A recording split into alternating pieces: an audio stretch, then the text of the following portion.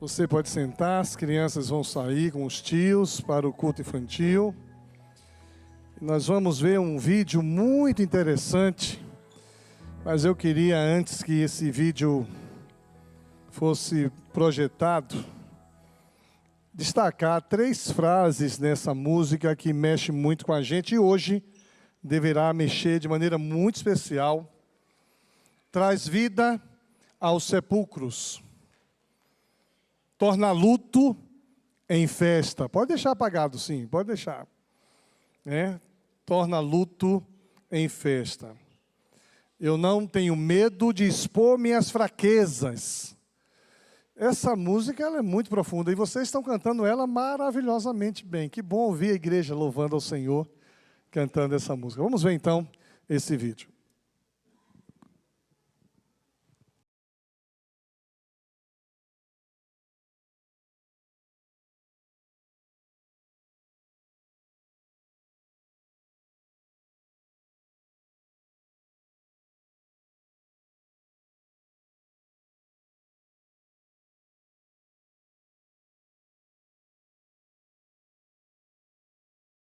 Olá, meu nome é Dária e estou aqui para falar do meu testemunho, daquilo que Deus fez na minha vida. Em 2015 eu fui diagnosticada com uma enfermidade muito grave, um tumor maligno na cabeça do pâncreas.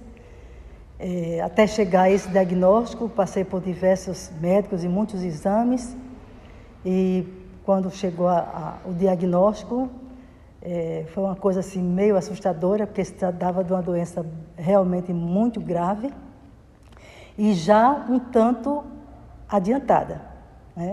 Por mais que eu tivesse ido para alguns médicos, quando apareceram os primeiros sintomas, que foram dor, mas não foi logo descoberto e quando chegou mesmo o diagnóstico certo, a coisa já estava bem adiantada.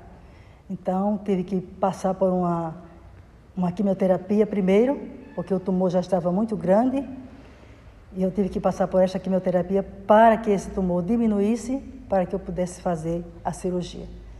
Mas assim mesmo o médico fez a cirurgia, abriu para poder adiantar alguma coisa e fechou e eu fui fazer a quimioterapia. Terminando a quimioterapia, graças a Deus, deu certo, porque nem sempre isso acontece, mas graças a Deus deu certo comigo, o tumor diminuiu, eu pude fazer a cirurgia. Até aí tudo bem, a cirurgia foi um sucesso, Deus foi tão maravilhoso que colocou na minha vida o profissional excelente, tornou-se meu amigo, por sinal, e deu tudo certo com a cirurgia. Depois da cirurgia é que vieram as complicações, Veio uma série de complicações e isso me fez passar 53 dias internada no hospital, sofrendo muito. Tive 2 infecções generalizadas, foi bem difícil, mas deu tudo certo e eu fui para casa, A doença voltou, não com a seriedade que apareceu antes, mas apenas 2 pontinhos aqui do lado esquerdo, acima do rim. E aí eu fui para a quimioterapia, não podia fazer mais outra cirurgia. E graças a Deus, pela graça de Deus, desapareceu, não precisei mais fazer quimioterapia, os exames foram melhorando e ficou tudo bem.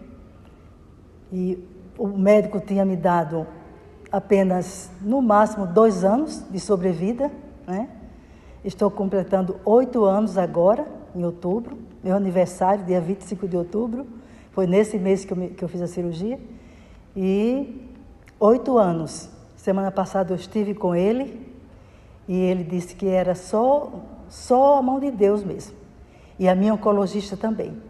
Disse que conta o meu caso para todas as pessoas que estão lá com problemas semelhantes ao meu. E eu sou um testemunho para a vida daquelas pessoas que estão ali. E ela também falou a mesma coisa. Isso é a prova, você é a prova de que existe milagre.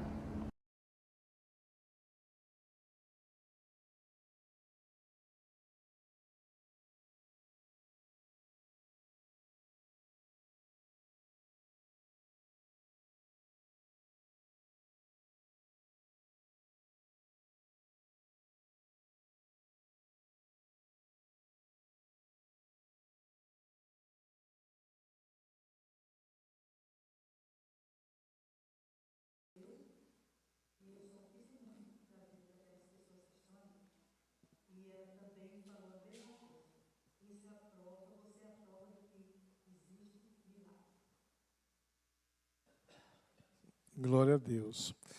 Depois você pode assistir no vídeo, lá na transmissão, saiu a imagem da Dária, né? Como disse o Júnior, é uma menina. Ela é uma menina em nosso meio. Então o pessoal está dando aqui glória a Deus. Saiu o vídeo dela direitinho falando, ficou mais jovem. A gente acompanhou isso, a gente acompanhou esse momento como igreja. E eu já disse isso aqui mais de uma vez, que no dia que ela veio para casa, era uma quarta-feira, se não me engano, e eu estava visitando a Dária no hospital, o Jonas, estava todo mundo lá, e os médicos deram alta para ela. Só que a alta, gente, aquela alta que a gente sabe, né, a gente que tem um pouco de experiência, a pessoa está cansada, 50 dias no hospital, a infecção não cedia, e ela então, feliz da vida, vai para casa hoje. Naquela época o culto de oração era feito aqui, a gente tinha um púlpito aqui, não era transmitido. E eu disse naquele dia, gente, vamos orar pelo Jonas, pela Dária. Ela recebeu alta, mas eu disse naquele dia, viu, Jonas e Dária, desculpe, mas eu disse, eu acho que os médicos mandaram para casa para morrer em casa. Então, só um milagre, só um milagre. E, se não me engano, quinta, ou foi sexta-feira, eu fui visitá-la, encontro ela sentadinha no sofá, sorridente, um semblante mudado. Eu disse, gente, mudou tudo aqui, que alegria. E ela foi melhorando, melhorando, melhorando, e até hoje ela está melhorando, graças a Deus. 8 anos depois está aqui a Dária, curada para a honra e glória do Senhor, porque o nosso Deus, Ele pode fazer tudo, não há nada que Deus não possa fazer. Segunda-feira agora, passada, eu preguei num culto de aniversário de cura de um câncer. Uma pessoa que foi curada de um câncer e todo aniversário, ela não celebra mais o dia do nascimento dela, ela só celebra o dia da cura. Então ela tem 6 anos que ficou curada de um câncer. E agora no mês de outubro, a Dária celebra 8 anos de cura desse câncer. Essa é a temática que nós estamos desenvolvendo nesse período. O que é que Deus pode fazer? Isso é uma pergunta. O que é que Deus pode fazer por você? O que é que Deus pode fazer na sua vida? O que é que Deus pode fazer na sua família? O que é que Deus pode fazer em nossa igreja, em nosso país? Não há nada melhor do que o nosso Deus. Só que a gente costuma celebrar os ganhos materiais, físicos. Mas quantas coisas não materiais, não físicas, Deus tem feito por nós? Inclusive a morte dos seus santos. Não tem nada melhor do que morrer e se encontrar com o Senhor. A minha tia, que lutou com câncer essa semana, foi para a glória. Terça-feira foi para a glória. Deus enxugou os olhos dela. Há uma promessa que diz que eu enxugarei dos seus olhos toda lágrima. Uma mulher de Deus, temente ao Senhor.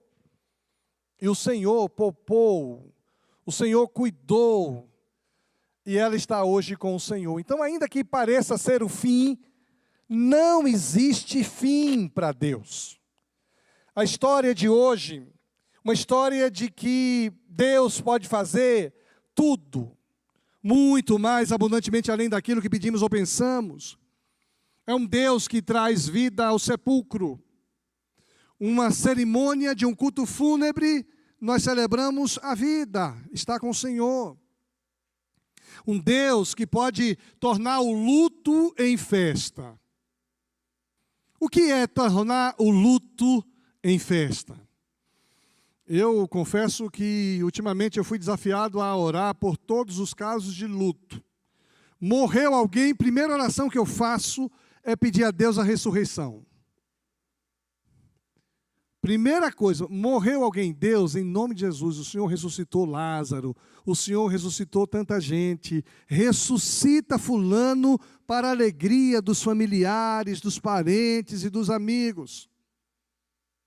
Então, a partir de hoje, a partir daquela experiência, Nildo, vivida lá na montanha, primeira coisa que eu faço quando eu sei notícia de morte de alguém é pedir a Deus a ressurreição. Aí depois que Deus nos ressuscita, eu agradeço a Deus pela vida da pessoa, pela bênção que ela foi.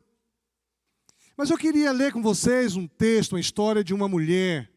E eu queria que você abrisse sua Bíblia aí em Lucas capítulo 7. Nós vamos ler os versículos de 11 a 17. A história de uma mulher viúva. Lucas 7, de 11 a 17. Estou lendo aqui na NVT, Nova Versão Transformadora. Diz assim: logo depois, Jesus foi com seus discípulos à cidade de Naim, e uma grande multidão o seguiu. Quando ele se aproximou da porta da cidade, estava saindo o enterro do único filho de uma viúva. E uma grande multidão da cidade a acompanhava. Quando o Senhor a viu, sentiu profunda compaixão por ela. Não chore, disse ele. Então foi até o caixão, tocou nele, e os carregadores pararam e disse: jovem, eu te digo, levante-se. O jovem que estava morto se levantou e começou a conversar. E Jesus o devolveu à sua mãe. Grande temor tomou conta da multidão que louvava a Deus, dizendo: um profeta poderoso se levantou entre nós. E hoje Deus visitou o seu povo. Essa notícia sobre Jesus se espalhou por toda a Judéia e seus arredores. Esse texto, ele é muito rico, cheio de riquezas nas entrelinhas que vale a pena destacar. Primeiro, nós estamos diante de duas caravanas, de dois ajuntamentos. O texto diz que a multidão seguia. A caravana que saía era a caravana da morte. Mas Jesus entrava em Naim. Jesus andava com muita gente ao seu redor. A caravana que seguia Jesus era a caravana da vida. Caravana da morte saindo, caravana da vida chegando. O texto relata a experiência de dois filhos únicos. O primeiro filho, o filho Jesus Cristo, filho do Deus vivo, um filho vivo que estava destinado a morrer. O outro filho, o filho da viúva, estava destinado a viver. Um filho único em vida destinado a morrer por todos nós. Um filho único em morte, destinado a viver para inspirar a mim e a você. Jesus entra em cena em um contexto como esse. Nós não podemos esquecer que Jesus está conosco. Jesus está presente. Estejamos nós sozinhos, estejamos nós acompanhados, Jesus está conosco. Muita gente se sente só em meio a uma multidão. Eu imagino que o coração dessa mulher era um coração se sentindo só. Eu não sei se você já teve a experiência de acolher alguém quando sabe da morte de um ente querido. Eu já tive algumas experiências. Aqui na igreja, em alguns momentos, as pessoas me diziam assim: pastor, fulano foi para a glória. O senhor poderia dar a notícia à minha mãe? Fulano foi para a glória. O senhor poderia dar notícia para minha filha? Eu me lembro de duas notícias que eu dei, difíceis nesse momento. Era madrugada. Chego em uma casa, não toquei a campainha, porque a pessoa assustada estava esperando a qualquer momento a notícia: minha filha morreu. E a gente criou todo um artifício. Quando eu chego naquele apartamento, já estavam com a porta aberta. Eu entro ali, a pessoa entra no quarto, vê se a mãe está bem vestida. E aí diz assim, mamãe, ela já acorda assustada. Aí disse assim, mamãe, pastor Ilquias está aqui. Aí ela gritou, não!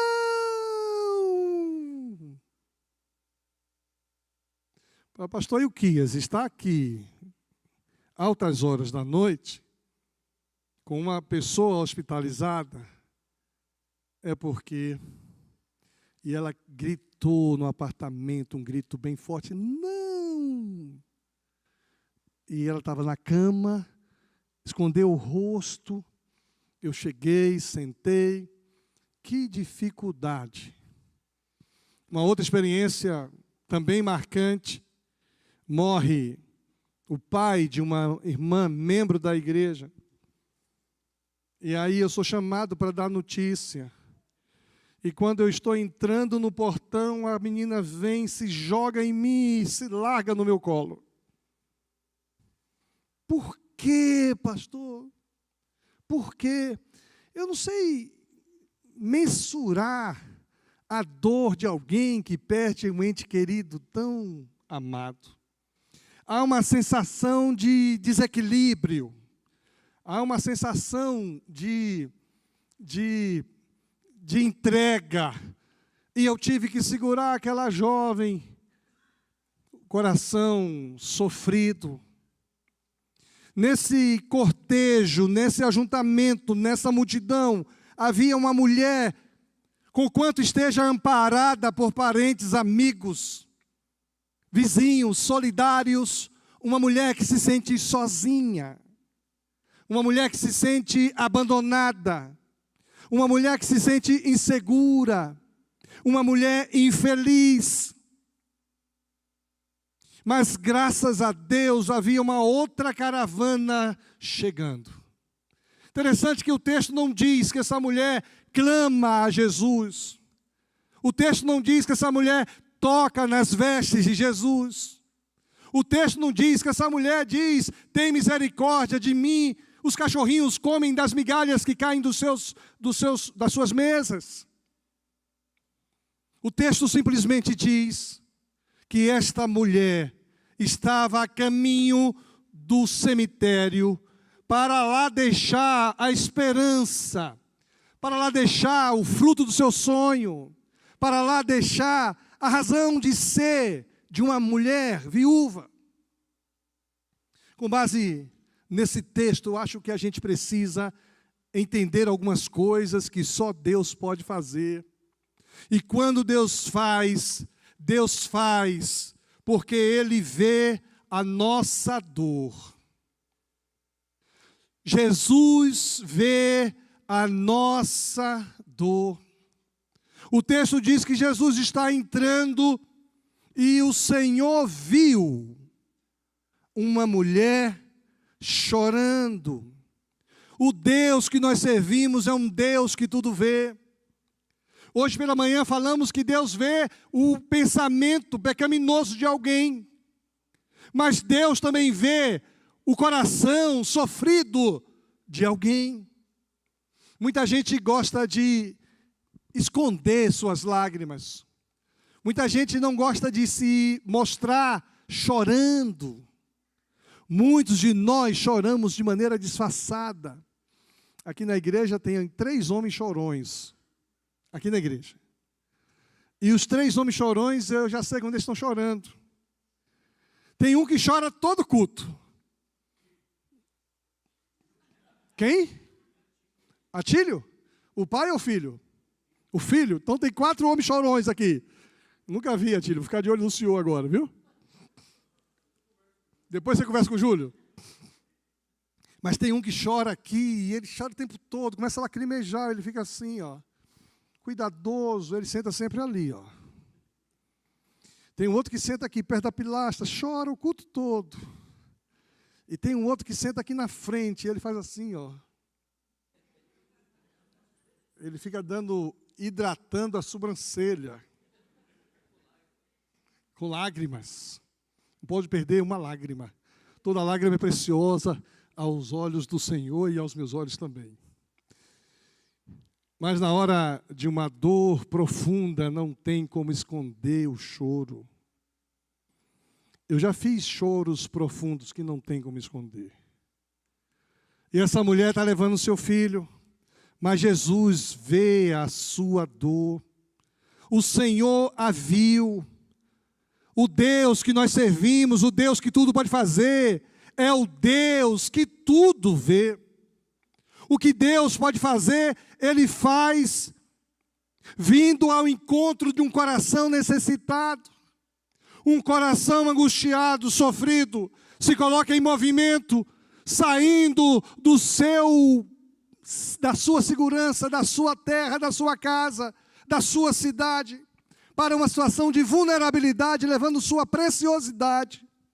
E Deus vê a dor do coração. É tão bom saber que Deus vê a dor que a gente está sofrendo.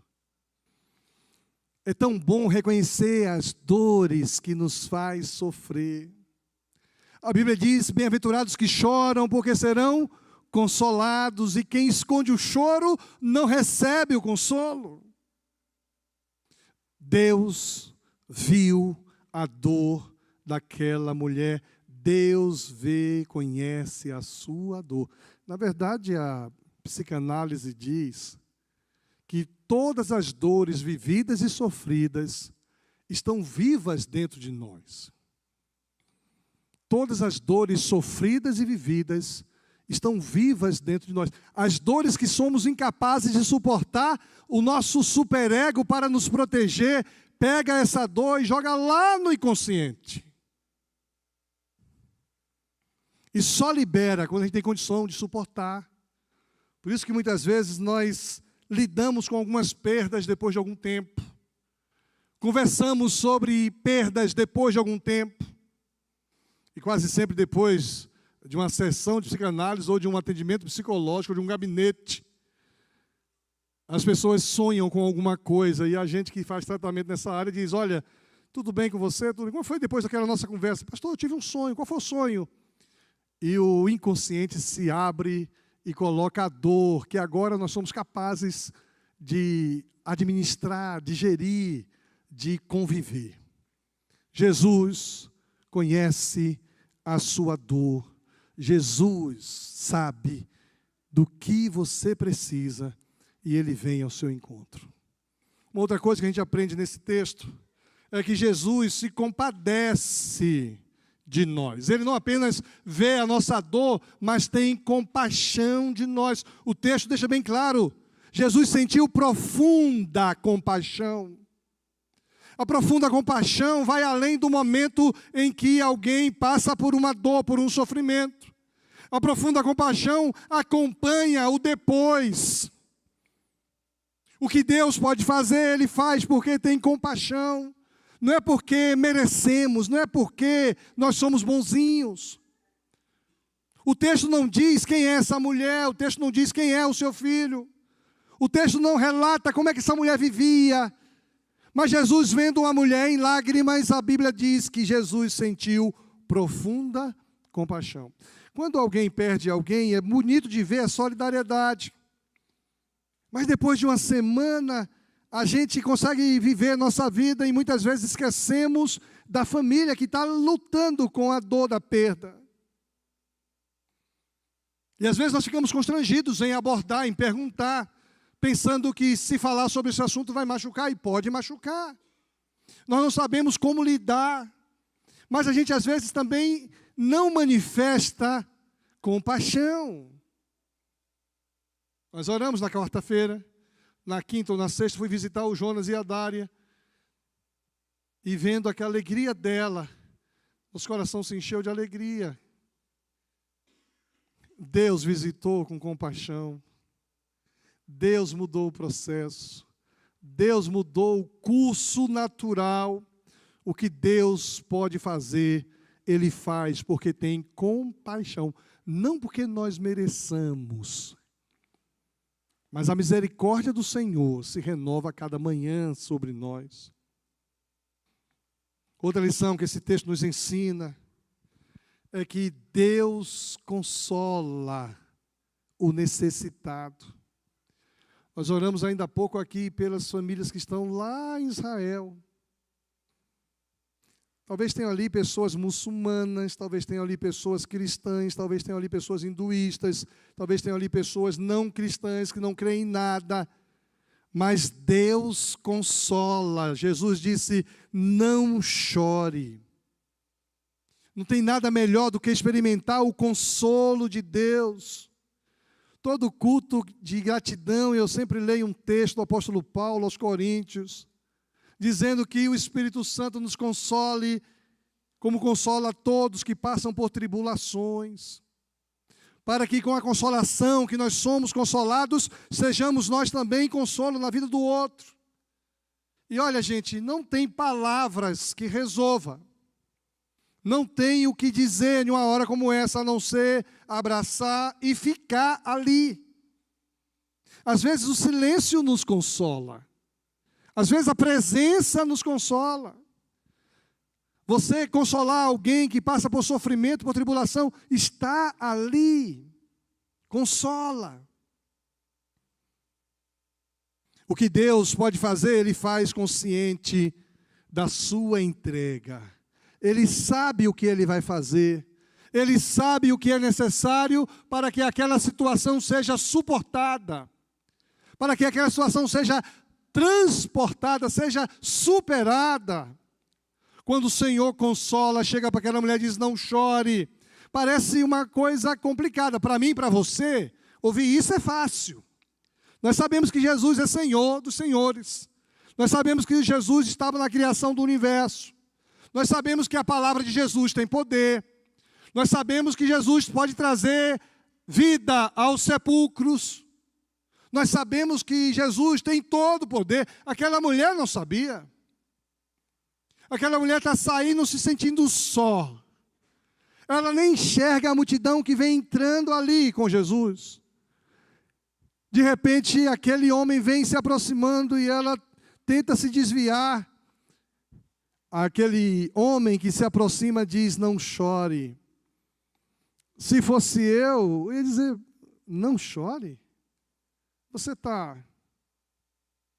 Como não chorar quando se perde um filho? Quando não chorar quando se tem uma perda da esperança? Como não chorar se eu estou levando a preciosidade da minha vida e lá deixarei? Eu estava conversando com uma pessoa, não vou dizer o nome dela não, e ela diz assim, olha, eu acho que depois que a pessoa morre ainda vai cremar. É muita judiação. Eu falei, mas por quê, pai? Aí disse, porque o cara já morreu, ainda vai queimar o cara. Eu falei, não, pai, o cara não está mais lá, não. A Bíblia diz que o pó volta ao pó. É melhor deixar, então, o verme comer? Mas há uma sensação de que ali, naquele corpo que serviu durante muito tempo a pessoa que nós amamos, está ela ali, a gente cuida com muito carinho, alisa o cabelo, né, do ente querido. E aí a pessoa diz, desconhecida, não chore. Como não chorar em uma hora dessa? Quem é você? Você não faz ideia da dor, do sofrimento, da minha perda. Você não faz ideia do momento que eu estou vivendo. Como é que você diz não chore? Interessante que Jesus diz não chore, aquela mulher fica calada, não diz nada. E o Senhor toca no caixão. Aqui é uma riqueza profunda, o tempo não me permite, que eu já estou estourado. Mas um judeu colocar a mão em um caixão, isso tinha para a lei cerimonial comprometimentos seríssimos. Ele ficava impuro. Tinha que passar 3 dias longe da sociedade. Ele não podia fazer isso. Jesus toca no caixão, e quando Jesus toca no caixão, o pessoal para. E quando o pessoal para, o milagre acontece. Às vezes precisamos parar. Às vezes precisamos descansar. parar e descansar no Senhor. Às vezes precisamos nos colocar em uma condição de dependência do Senhor. Jesus vê a nossa dor, Jesus se compadece de nós, Jesus nos consola e, finalmente, Jesus traz vida. Jesus vence a morte. Ao parar, Jesus diz: jovem, eu lhe digo, levante-se. Interessante que os comentaristas dizem que essa é a primeira vez que há uma ressurreição nesse tempo. 700 anos depois da ressurreição de Elias, depois da ressurreição de Eliseu, aquela viúva, 700 anos depois havia na cultura da religiosidade judaica, Elias foi instrumento de Deus para a ressurreição de uma filha de uma viúva. Depois Eliseu é instrumento da ressurreição de Deus na vida daquela mulher que preparou o quartinho para Eliseu. E isso era lembrança na cabeça da religião judaica. Agora, 700 anos depois, Jesus fala com o morto. Interessante que Jesus fala para dentro da morte. Não existe morte para Jesus. Jesus fala à viúva de Naim. Depois, Jesus ressuscita o filho de Jairo. Depois ressuscita a Lázaro. Mas a primeira vez é aqui. Para e diz: jovem, levante-se, eu te digo. Tem muita gente vivendo hoje como se estivesse morto. Walking Dead. Tem muitos mortos vivos hoje. Tem muita gente que vive no automático. Precisa ouvir a disposição de Jesus e vivem sofrendo uma perda do passado. Precisa ouvir Jesus dizer: não chore, pare, levante-se. Jesus devolve esperança. Interessante que o texto diz assim: Jesus devolveu a sua mãe. Interessante que essa expressão é muito forte. Jesus devolveu a sua mãe, porque os mortos não estão mais conosco. Os mortos estão com quem tem todo o poder. Só Ele pode devolver. Essa expressão, devolveu a sua mãe, é a mesma expressão que em Apocalipse diz que o mar devolverá os seus mortos. A terra devolverá aqueles que morreram no Senhor. É a mesma ideia de que a Bíblia deixa bem claro que aqueles que morreram em Cristo ressuscitarão primeiro e se encontrarão com Jesus nas nuvens. E nós que estivermos vivos seremos arrebatados, nos encontraremos com eles na região celestial. O que Deus pode fazer, Ele faz porque visita o seu povo. Nós estamos falando isso. O que Deus pode fazer? Nós queremos que Deus visite o seu povo nesse lugar. Que Deus traga o que trouxe aquele povo, trouxe o temor no coração do povo. Grande temor tomou conta da multidão.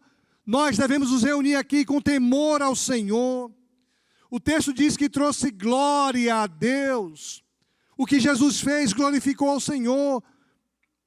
Louvavam a Deus, dizendo: um profeta poderoso se levantou entre nós. Interessante que esta ação de Jesus trouxe repercussão por todo o mundo. O texto deixa bem claro que trouxe repercussão na Judeia. E essa notícia sobre Jesus se espalhou por toda a Judeia e seus arredores, mas Jesus estava na Galileia.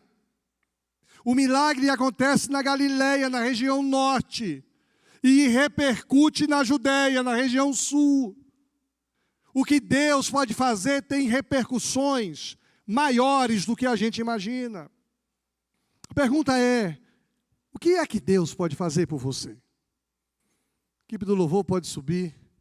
Nós vamos fechar o nosso culto, mas eu queria que você pudesse entender que o Senhor vê você, conhece você, vê a sua dor, sabe pelo que você está passando. O Senhor sabe exatamente que você está entristecido, chorando, inseguro. Ele se compadece de você, sente por você profunda compaixão. E o Senhor quer consolar o seu coração, trazer de novo a vida, a esperança, a alegria. Deus quer que você seja um instrumento de glorificação ao Senhor em qualquer circunstância. Vamos ficar de pé e vamos buscar a esse Deus que nos conhece profundamente. Esse é um momento que eu e você somos convidados a compartilhar com o Senhor a nossa dor. O texto da música que cantamos diz: não tenho medo de expor minhas fraquezas, meus medos e falhas. A casa do Senhor é a casa onde a gente está todo mundo nivelado. Todos nós temos medo, todos nós temos fraquezas, todos nós temos falhas. Por que eu não tenho medo? Porque eu sei que Deus conhece, Deus enxerga, Deus vê, Deus se importa, tem compaixão, Ele me consola, Ele quer me trazer esperança. Pai querido, aqui estamos nós, cada um de nós com a nossa história. Tão bonito ver, ó Deus, a história da Dária, o que o Senhor fez na vida dela, tem feito na sua família. E sabemos, ó Deus, que por aqui temos tantas pessoas que tiveram que experimentar sensações desagradáveis como esta viúva. Pessoas que já experimentaram, Senhor, a dor da perda, mas também experimentaram o consolo do Senhor, experimentaram o enxugar das lágrimas. Pessoas que algumas estão vivendo, ó Deus, precisando de vida. Algumas estão travadas, ó Deus, em momentos da sua história, do passado. Nós somos desafiados a crer no Senhor que tudo pode. O Senhor pode fazer tudo, não há nada impossível para o Senhor. Por isso eu quero te pedir, em nome de Jesus, veja o teu povo, olhe para nós, tenha compaixão de nós, venha ao nosso encontro, toque-nos com a tua mão poderosa, dê ordens, ó Deus, para que a morte vá embora e que a esperança volte a reinar, a brilhar em nós, que a vida seja vivida cheia de vida, vida abundante. Quero te pedir, Pai, em nome de Jesus, que a repercussão daquilo que o Senhor tem feito em nossas vidas, em nosso meio, não fique limitadas apenas à região onde nós estamos, mas que em todo lugar as pessoas vejam a maravilhosa graça do Senhor. Pai, muito obrigado, porque o Senhor tem cuidado de nós. Quero te pedir que o Senhor nos abençoe neste domingo, abençoe nossas famílias, nossas casas, abençoe, ó Deus, tudo que havemos de fazer no dia de hoje, e que a presença do Senhor seja percebida, notória, e que juntos continuemos exaltando o teu nome, em nome de Jesus, amém.